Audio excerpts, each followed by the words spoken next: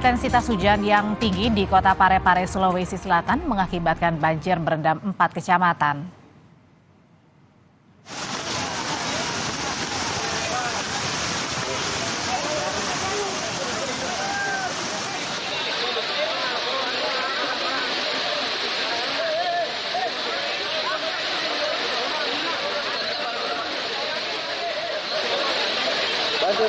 Bantu, Pak.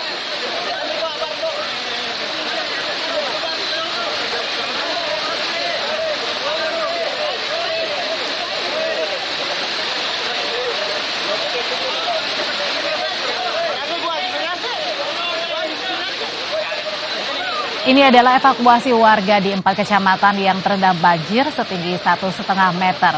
Ada 4 kecamatan yang banjirnya ini paling parah, terutama di Kecamatan Bacukiki dan Kecamatan Ujung.